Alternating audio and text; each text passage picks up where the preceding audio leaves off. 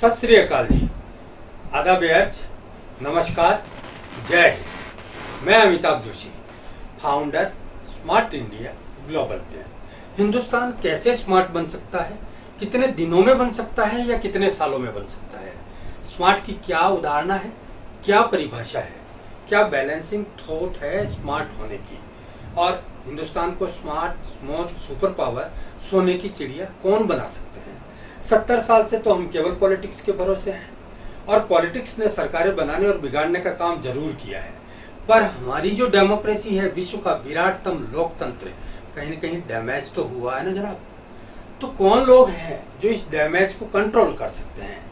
वो लोग हैं ग्लोबल ब्रेन, जो समाज के भीतर जीते हैं और परिवार से लेकर समाज से लेकर राष्ट्र तक कई मोर्चों पर कई तरह की जंग लड़ते हैं।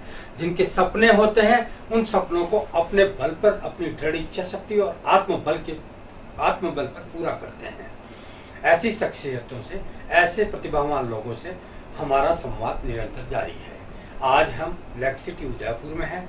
पर्यटन पर, अंतर्राष्ट्रीय पर्यटन के मानचित्र पर सबसे अग्रणी अपनी भूमिका बनाने वाले उदयपुर के बारे में कई चीजें फेमस है और उदयपुर की जो इंटेलेक्चुअल्स है वो वर्ल्ड लेवल पर, दुनिया के प्लेटफॉर्म पर अपना एक मुकाम रखते हैं। यहाँ के बिजनेसमैन अपना एक मुकाम रखते हैं। आज उदयपुर की जो शख्सियत हमारे साथ हैं वो सबसे बिल्डी, सबसे डिफरेंट और सबसे अलग तरह की है। उनकी एक आइडियोलॉजी है और उनका अपना एक विजन है। तो हम जानेंगे इस बारे में डॉक्टर मोनिका मेवाड़ा।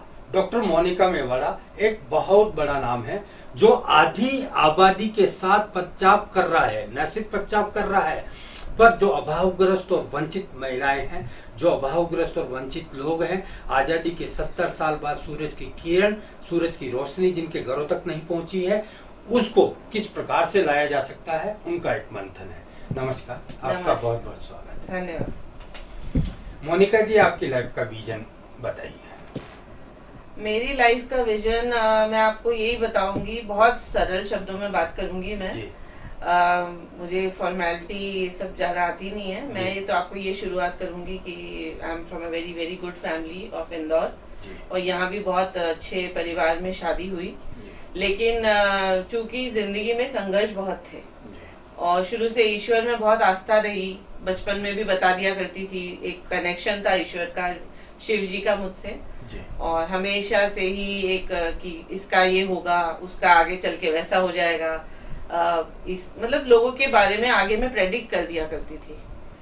फिर धीरे धीरे शादी के बाद इस तरफ रुझान और बढ़ गया और अपने जीवन को मैंने इन स्पिरिचुअल एनर्जीज के साथ जोड़ा और धीरे धीरे मुझे उसमें बहुत कामयाबी मिलती गई।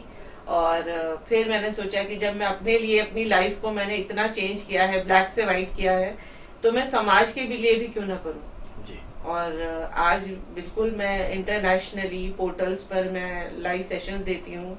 हजारों लाखों लोग कंसल्टेशन लेते हैं और अपनी हीलिंग से, अपनी वेरियस जो भी मेरी प्रैक्टिसेस हैं, numerology, vastu, tarot reading, reiki healing, pranic healing, EFT, neuro linguistic programming, बहुत सारी ऐसी जेम्स के थ्रू मैं लोगों की मदद कर रही हूँ। आध्यात्म और जीवन दर्शन, क्या इनसे देश को बदला जा सकता है?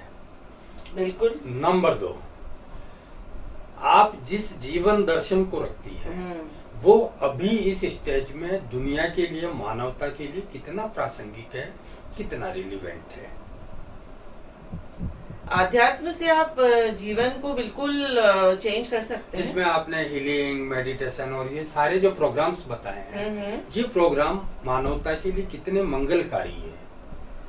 देखिए, इंसान के जीवन में, जैसे मैं आपको बोलूं, क्रोध, एक क्रोध ही बहुत बड़ा प्रॉब्लम है आज समाज में कि क्रोध से आज कितने बड़े बड़े क्राइम्स हो जाते हैं। तो बेसिकली रेकी, जैसे मैं रेकी की बात करूं तो reiki is balancing of chakras. आप सारे चक्रों को बैलेंस करते हैं और जिसके चक्र बैलेंस होते हैं वो ईश्वर होता है।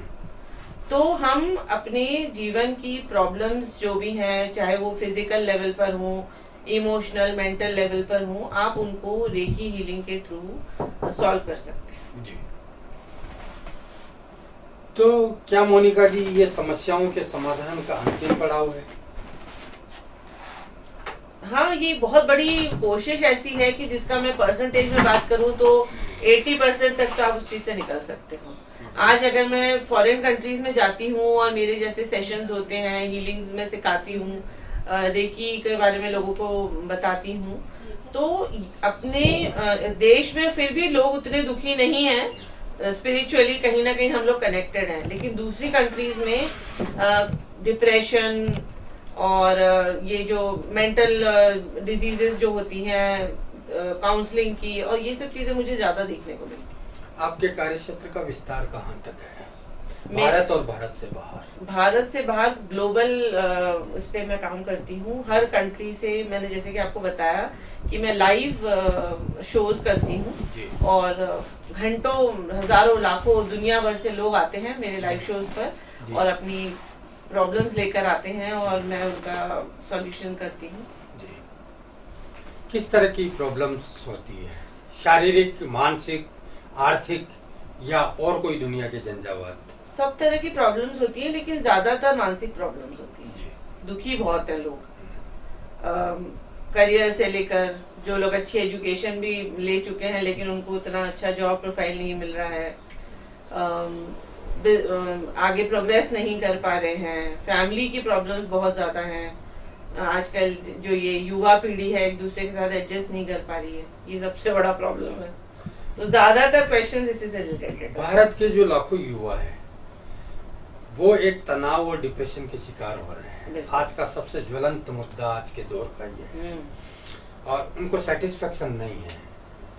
असीम डिग्रियां होने के बावजूद, धन कुबेर बन जाने के बावजूद वो खुश नहीं है अपने आप में, और विज्ञान के पास या कला के पास इसका पूरा तोड़ नहीं है। हमारे जो साधु संत और मठाधीश है उनके पास भी इसका कोई इलाज कारगर नहीं है। तो डॉक्टर मोनिका के पास ऐसा क्या एजेंडा है कि हम इससे निकल के बाहर आए? अंक ज्योतिष का मैं बहुत ज्यादा इस्तेमाल करती हूँ जिन लोगों को करियर में प्रॉब्लम्स होती हैं। यंगस्टर्स आजकल यही है कि थोड़ा भी करते हैं तो वो बहुत बड़ी बड़ी उम्मीदें लगा के बैठे होते हैं, और उसमें कामयाबी के लिए हम नेम बैलेंसिंग, न्यूमरोलॉजी के थ्रू करते हैं और लोगों को बहुत फायदा भी होता है। उसमें हम कलर थेरेपी का यूज करते हैं, जेम्स का यूज करते हैं, क्रिस्टल्स का यूज करते हैं, और मेरे पास मोस्ट जैसे 80% अगर मैं क्लाइंटेज बोलूँ तो यंगस्टर्स का ही है, और उनका यही प्रॉब्लम देखा गया है कि मैम प्रोग्रेस नहीं हो रहा है, मैं ये करना चाहता हूँ, मैं वो करना चाहती हूँ, मैं वो करना चाहती हूँ। तो न्यूमरोलॉजी से काफी हद तक इनको बहुत अच्छे बेनिफिट्स हुए हैं। आपकी आरंभिक शिक्षा दीक्षा क्या कहाँ हुई और क्या आपने डिग्रीज हासिल की? मेरी आरंभिक शिक्षा तो बॉम्बे से मैं थी। मेरे पापा पहले बॉम्बे में रेलवे में थे, गवर्नमेंट में जी। उसके बाद मुंबई से ही मेरी 10th तक शिक्षा रही, होली क्रॉस कॉन्वेंट स्कूल से जी। उसके बाद फिर उन्होंने बिजनेस में जंप किया इंदौर से, तो फिर बाकी की शिक्षा मेरी ग्रेजुएशन सेंट रिफिल्स डेली कॉलेज और न्यू जीटीसी कॉलेज से मैंने ग्रेजुएशन किया। शादी के बाद मैंने फिर पीएचडी कंप्लीट करी कैलकाटा यूनिवर्सिटी से, और आज मैं ऑल्टरनेटिव डॉक्टर हूँ मेडिसिन की, और 17 सालों से अपना ये सेंटर चला रही हूँ। पीएचडी का जो सब्जेक्ट है, विषय है, वो क्या है और कितना रिलेवेंट है समाज से? पीएचडी का सब्जेक्ट मेरा रेकी है कि जैसा मैंने बताया कि इनिशियली मैंने रेकी से ही प्रारंभ किया था और रेकी से ही अपने जीवन को पलटा है, अपने जीवन में सुख देखे हैं। तो मैंने रेकी को ही अपना मेन सब्जेक्ट बनाया। आज मैं बहुत मतलब प्रैक्टिसेस करती हूँ, लेकिन रेकी मेरी बेस, कहते हैं ना, खून के कतरे कतरे में है जी। तो मैंने पीएचडी फिर उसको रेकी में ही कंप्लीट किया जी। और ये पीएचडी आपने कहाँ से किया है? कैलकाटा से। कैलकाटा से किया। आज एक प्रश्न और सवाल बड़ा खड़ा हो रहा है कि ग्लोबल लेवल पर भारत को आगे बढ़ने के लिए क्वालिटी वाले रिसर्च की बहुत जरूरत है, और हिंदुस्तान में रिसर्च के स्तर में गिरावट आ रही है। इस बारे में आपका क्या कहना है? रिसर्च के स्तर में गिरावट आ रही, किस संदर्भ में? किस रिसर्च के स्तर में गिरावट जब आती है जब जैसे आप जैसे त्यागी और तपस्वी लोग मेहनत करके 5 साल, 6 साल, 4 साल, 3 साल और एक रिसर्च करके जो आपको गूगल पर भी नहीं मिल पाता कई बार, वो आप मौलिक रूप से लेके आते हैं और कुछ लोग ऐसे हैं जो मैट्रिक पास होते हुए भी उनको मानद उपाधियां प्रदान कर दी जाती है और किसी यूनिवर्सिटी द्वारा उनको डॉक्टरेट की मानद उपाधि दे दी जाती है और अपने नाम के आगे वो डॉक्टर लगा करके बड़े आसानी से और घूमते नजर आते हैं। इस बारे में क्या कहना है? अब क्या ये बहुत बड़ा लॉस नहीं है देश हाँ के है, प्रतिभाओं को? बहुत बड़ा लॉस तो है ही। लेकिन ऐसी प्रैक्टिसेस भी लोग करते हैं, वो एक बहुत गलत बात है। जी और अब मैं उसके लिए क्या बोल सकती जी। हूँ। जी आप शिविर और कैंप भी लगाती हैं, हाँ जी, लाखों बिल्कुल। की संख्या में या हजारों की संख्या में या समूह के रूप में लोगों को कैसे लाभान्वित करती है? हम लोगों ने समूह के रूप में भी किया है और हजारों में भी किया है। इंदौर में भी मेरे पेरेंट्स लायंस क्लब से जुड़े हुए हैं, जी तो हम लोगों ने वहाँ पर भी शिविर लगाकर रेकी को बहुत बढ़ाया है और लोगों को उस रेकी से काफी लाभ भी हुआ है। तो जिस तरीके के एक आए तो एक और 1000 आए तो 1000, सब तरह के लोगों को मैं रेकी से कोशिश करती हूँ कि उन्हें फायदा। 125 करोड़ के मनोविज्ञान को कैसे समझती हैं आप? ये देश 125 करोड़ लोगों का है और इसके अलग अलग वर्ग है, मजदूर भी है, किसान भी है, नेता भी है, पुलिस भी है, छात्र भी है। उनकी जो मनोविज्ञान है उसको समझ करके कैसे इलाज देती हैं आप? देखिए, मैं तो यही बोलूंगी कि मैं कुछ भी नहीं करती हूँ, सब कुछ ईश्वर है, मेरा कनेक्शन है। जी ये साइंटिफिक चीजें हैं, जैसे हमें अंक ज्योतिष को ले लेते हैं तो ये एक साइंटिफिक तरीका है। इट इज अ मैथ्स, वैदिक मैथ्स है। लेकिन जो हीलिंग है, टैरो रीडिंग है, सब कुछ कनेक्शन है। मैं शिव जी की भक्त हूँ, तो मैं किसी को जानती नहीं हूँ, लेकिन जब लोग आते हैं और जब हम कनेक्ट होते हैं एस्ट्रल लेवल पर, तो उनके खुद ही सारे सामने आ जाते हैं जीवन की इंटरनल से इंटरनल, डिटेल से डिटेल बारीकियां। इस कनेक्शन का, इस जुड़ाव का व्यक्ति की सॉल से कोई संबंध है? हाँ सीधा आत्मा बिल्कुल से? बिल्कुल है। आज अगर मैं आपके साथ कनेक्ट होती हूँ तो आपके इष्ट देवी देवता, आपके गाइड एंजल्स और मेरे गाइड एंजल्स एस्ट्रल लेवल पर कनेक्ट होते हैं जी और फिर हम जब रीडिंग करते हैं तो 100% सही प्रेडिक्शंस होते हैं। मैं तो आपको ये भी बताऊंगी अमिताभ जी कि जिनको मैं कितने 20-20 सालों से जानती हूँ और वो जब आते हैं मेरे पास रीडिंग कराने और मैं बोलती हूँ अच्छा ये है, तो वो कहते हैं हाँ है ये, तो हर बार एक कहते हैं ना नया अनुभव आज भी फील होता है कि उतना अच्छे से हम नहीं जानते हैं जब हम गद्दी पे बैठे होते हैं। देश में वुमेन एम्पावरमेंट को लेकर के बहुत हो हल्ले मच रहे हैं। सरकारें अपना राग अलापती है, एनजीओ अपना राग अलापते हैं और मीडिया भी अपनी तुति अपना राग। क्या बैलेंसिंग थॉट क्या है वुमेन एम्पावरमेंट की? बैलेंसिंग थॉट, देखिए विमेन एम्पावरमेंट बहुत जरूरी है क्योंकि बहुत कुछ गलत हो चुका है। पारिवारिक सामाजिक विघटन, क्या ये वुमेन एम्पावरमेंट? वो सभी कुल मिला के पूरी सभी क्षेत्रों में वुमेन एम्पावरमेंट बहुत जरूरी है।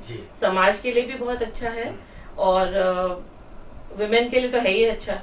बहुत गलत हुआ है, इसमें कोई दो राय नहीं है, जिसका कोई वो कहते हैं ना एग्जाम्पल ही नहीं है कि जितना लेडीज ने सहा है।